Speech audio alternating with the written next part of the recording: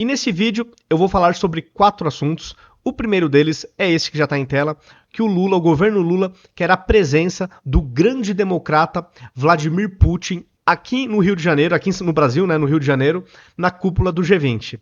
Esse vai ser o primeiro assunto. O segundo, eu vou comentar uma publicação do jornalista Adalberto Piotto, onde ele questiona se de fato o Brasil é um país polarizado, já que não tem liberdade de expressão para um dos polos dessa discussão. E eu acho que é uma reflexão realmente importante.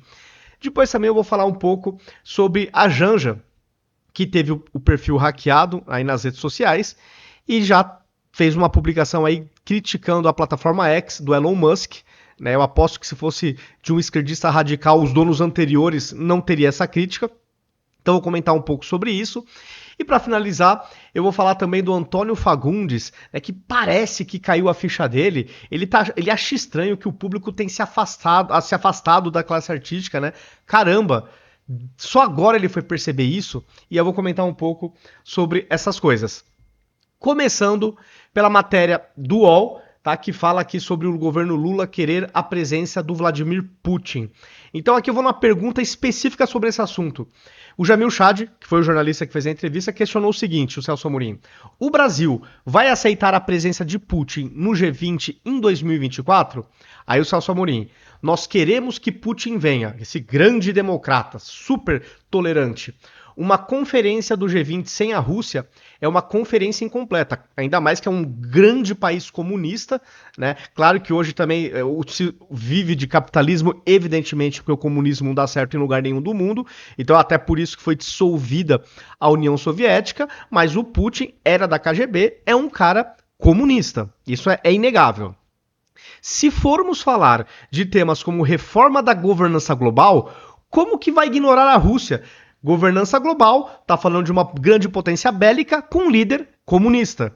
Então, claro, se for para falar de temas como reforma da governança global, tem que ter um grande ditador comunista participando. Ainda mais um cara armado com bombas atômicas até os dentes. Então, claro, faz todo. Esse é o PT que eu conheço. A Rússia é um ator necessário para os comunistas, sem sombra de dúvidas. Sua ausência vai contra o interesse do G20. Será mesmo que vai contra o interesse do G20 ou vai contra o extremismo de esquerda na América Latina? Acho que essa é a pergunta. O Tribunal Penal Internacional foi criado na época em que eu era embaixador na ONU e foi visto como um progresso. Mas o fato é que as grandes potências ficaram de fora. Só vale para os outros ou para um país declarado como inimigo pelo Ocidente? Onde estão os outros que cometeram os crimes de guerra? Então aqui que acontece, né? O Vladimir Putin, ele não pode viajar para qualquer país do mundo que ele pode ser preso. Então, só que no Brasil aí já estão relativizando, né? Eles até querem que o Vladimir Putin venha para o Brasil. Mas as razões já estão listadas aqui. Como discutir a governança global sem um comunista armado até os dentes, com bomba atômica? Né? Então isso aqui interessa muito a pauta da ultra-esquerda radical da América Latina. Bajulador de Cuba, dos regimes de Cuba, Venezuela, Angola, China, Rússia e todas essas democracias maravilhosas que respeitam os seus opositores. Claro, ou prendem ou cobram multas astronômicas ou tiram a vida dessas pessoas.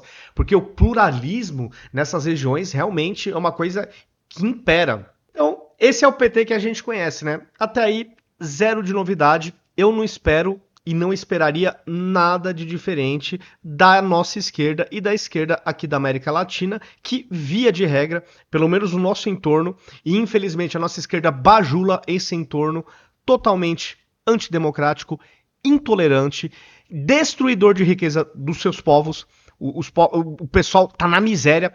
Os nossos vizinhos socialistas socializaram a extrema pobreza e concentrou a riqueza no tirano e no seu entorno. É o socialismo e o comunismo que dão certo para os tiranos. Bom, é isso. Surpresa zero sobre esse ponto de vista. Aqui eu quero repercutir essa publicação aqui do Piotto, do Adalberto Piotto, do jornalista, que ele fala o seguinte: chega de dizer que o Brasil está polarizado. Isso é um simplismo de cientista político preguiçoso, até maldoso. Polarização pressupõe debate livre.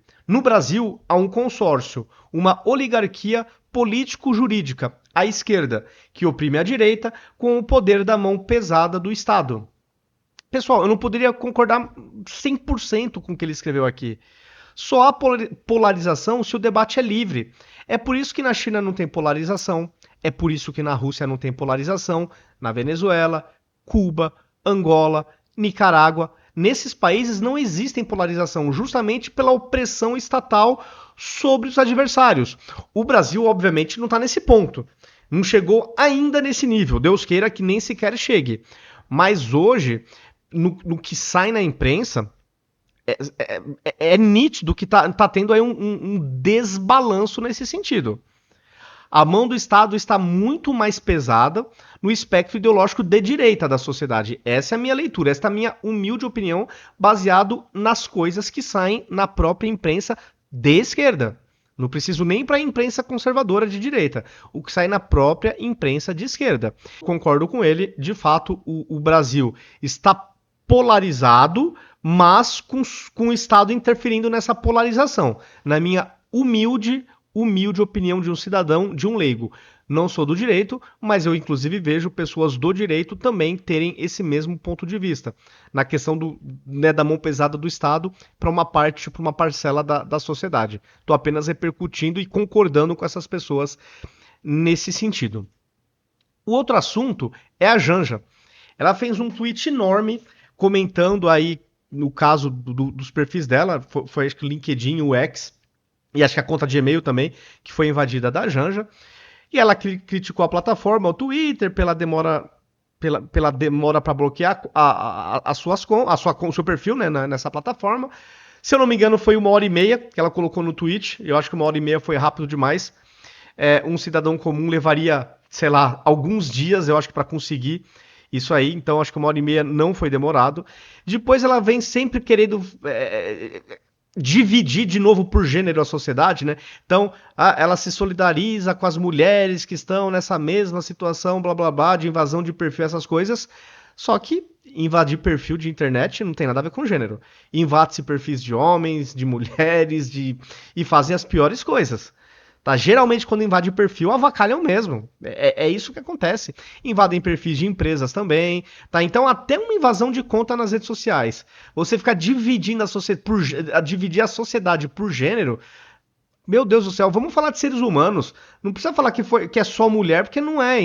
Nesses casos, qualquer um é suscetível a esse tipo de coisa. Então, já também não concordo com essa visão sempre politizada e segregacionista da sociedade, como se apenas uma parcela que sofresse certas coisas. No caso de ter perfil hackeado e ter mensagens postadas nesses perfis, é a coisa mais normal do mundo.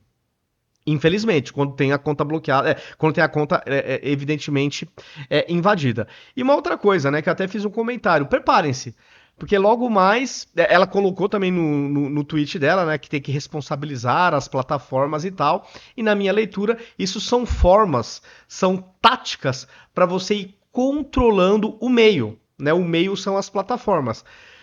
Porque se a gente parar para pensar, vamos extrapolar a questão da internet. Se eu escrever uma carta ofendendo aí a pessoa, o destinatário, escrevo um monte lá, falo absurdos e tal e mando a carta.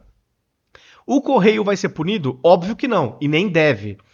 Se tá passando lá uma entrevista ao vivo e um cidadão correndo pega o microfone e fala um monte de barbaridade, aquela emissora vai ser punida? É óbvio que não, não tem nem cabimento. Não tem nem cabimento. Se de repente no perfil de um jornal, no site de um jornal, numa matéria, tem lá um comentário de um leitor que fala groselhas, vai acontecer alguma coisa com o veículo de comunicação? Não, e nem deve. Agora, como as plataformas digitais acabaram tendo uma importância relevante e como a esquerda perde feio no alcance nas redes sociais e também no mundo real, é só ver a quantidade de pessoas que o Bolsonaro coloca fisicamente nas ruas, sem pagar um centavo, versus o que o PT e o que a esquerda coloca. Então, assim, a esquerda perde feio nas ruas e nas redes sociais. As redes sociais, eu acho que eles devem entender que é um meio mais fácil de se controlar. Então, parte-se para fazer uma esse controle, né, disfarçado das plataformas, com essas regulamentações. Porque você começa, a partir do momento que você abre a porta para a regulação, aí com o tempo é só aumentando o escopo dessa regulação. Então, acho isso um perigo. Como as ruas ficar mais difícil impedir o povo de sair, porque aí ia ficar uma coisa que o mundo ia ver, ia perceber o absurdo. Então, nas ruas, já que eles também perderam as ruas para a direita, a rua ainda não dá para controlar, mas as mídias sociais que têm um alcance de milhões de pessoas, eles partem para cima. E qualquer coisa, na minha leitura, vai ser um motivo, uma desculpa para voltar sempre esse assunto de regular as plataformas, as mídias digitais.